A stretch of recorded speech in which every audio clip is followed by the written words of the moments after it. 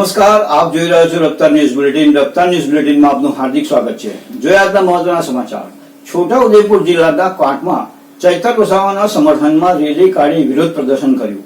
ત્યારે આમ આદમી પાર્ટીના જિલ્લા પ્રમુખ રાધિકાબેન રાઠવા, વિનુ રાઠવા, નાનુ ભીલ સહિતના જિલ્લાના પંચાયત, તાલુકા પંચાયતના સભ્યો સહિત કાર્યકર્તાઓ અને હોદ્દેદારો આ રેલીમાં હાજર રહ્યા. તો આવો જોઈએ એક રિપોર્ટ.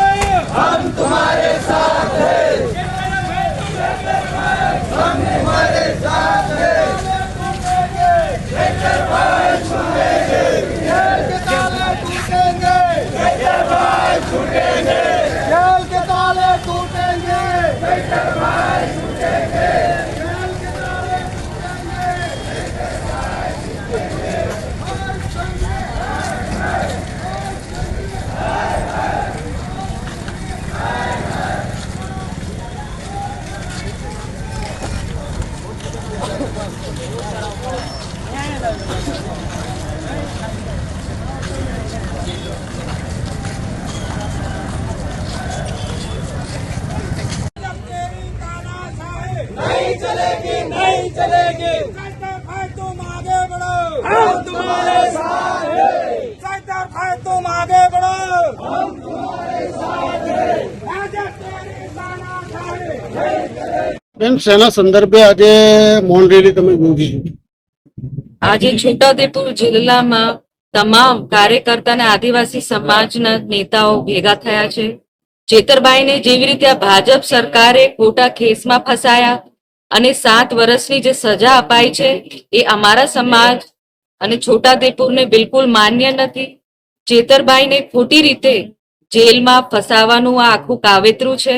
તો એના ચેતરભાઈના સમર્થનમાં તમામ છોટાઉદેપુરના કાર્યકર્તા ભેગા થયા છે અને આજે અમે રેલીનું આયોજન કર્યું. આગળ તમારા શું પગલા રહેશે બેન? આગળ પગલા અમારા ચેતરભાઈને બચાવવા અમે તમામ જે કાયદા કાનૂન પ્રક્રિયા છે એના પર જશું. અમે હાઈકોર્ટ અને સુપ્રીમ કોર્ટ સુધી લડવા તૈયાર છે અને તમામ જનતા તો પણ રોડ પર ઉતરીને ચેતરભાઈને સમર્થન આપવા તૈયાર છે. આપનું નામ? રાધિકા રાઠવા, પ્રમુખ છોટાઉદેપુર જિલ્લા. આજે મૌન રેલી યોજો છો એ શેની માટે યોજો છો? આજે મૌન રેલીનું આયોજન છે કે ખાસ કરીને અમારા ચર્ચિત દેડિયાપાડાના ધારાસભ્ય સમગ્ર ગુજરાતના આદિવાસી લોકોને જાગૃત કર્યા છે. જ્યારે આ ભ્રષ્ટ ભાજપની સરકાર, જ્યારે આ અન્યાય કરનારી સરકાર આજે આદિવાસી વિસ્તારના હક અને અધિકારો માટે જ્યારે લોકો લડે છે, એના માટે જ્યારે આ રીતના ષડયંત્ર કરીને જે ફસાવે છે લોકોને, આજે ચૈતરભાઈની વાત કરીએ છીએ ત્યારે ચૈતરભાઈ લોકોનો અવાજ છે. ચૈતરભાઈ જંગલ જમીન માટે જે આદિવાસી વિસ્તારના લોકો જંગલની જમીન ખેડતા હતા એ વર્ષોથી અનાધિકારથી ખેડે છે. સરકારે વર્ષો અવારનવાર એની અંદર પરિપત્ર કર્યા છે, અવારનવાર એના રૂલ્સ બહાર પાડ્યા છે. 2005ની અંદર કાયદો બહાર પાડ્યો છે કે જંગલની જમીન આપી દેવાની આદિવાસી વિસ્તારોને. એ 3 પેઢી સુધી રહેતા હોય અને જંગલની જમીન આપવા માટેનો રૂલ્સ બનાવ્યો છે. તો આ જે લોકો જંગલની જમીન વર્ષોથી અનાધિકારથી ખેડે છે તો એમના પર કેમ અન્યાય?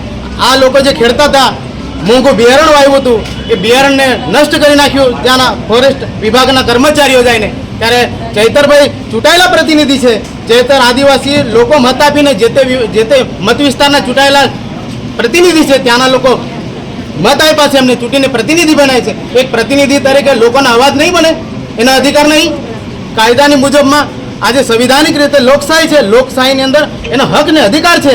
ત્યારે ચૈતરભાઈ આ લોકો માટે, ખેડૂતો માટે બોલ્યા છે અને એમને કીધું છે કે તમે જ્યારે આ અમારા આદિવાસી લોકોને જે જંગલની જમીનનું જે બિયારણ મોંઘું નાખ્યું હતું એ બિયારણનું વળતર તમે આપી દો એમ કરીને જ્યારે બોલ્યા છે તે વળતર માંગવાની જે વાત કરી છે એને ડાયવર્ટ કરીને એને ખંડણીનો કેસ લાગુ કર્યો છે. આ ખોટું થયું છે અને આ રીતના જે ખોટો કેસ કરીને એમના પાસે કોઈ પુરાવા નથી, સરકારી પુરાવા ઊભા કર્યા છે. આજે જે ચૈતરભાઈ સમગ્ર વિસ્તાર માટે લડે છે, આદિવાસી લોકો માટે લડે છે, આદિવાસી હક અને અધિકારો માટે લડે છે, શિક્ષણ માટે લડે છે. આજે ચાલુ ભારતીય જનતા પાર્ટીની સરકારની અંદર, એમની સરકારની અંદર કશું કરવું નથી.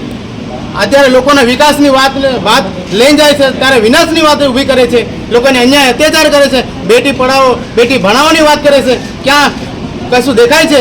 આજે તમે દેખો છો હાર્દિક પટેલ, જે હાર્દિક પટેલે આજે ગુજરાતની અંદર, સમગ્ર ગુજરાતની અંદર હજારો બસો સળગાવી નાખી, કેટલાય લોકો હોમાઈ ગયા, કેટલાય મરી ગયા, કેટલાય મર્ડરો થયા. તો તેના પાસે કોઈ, એમની પાસે કાયદો નથી.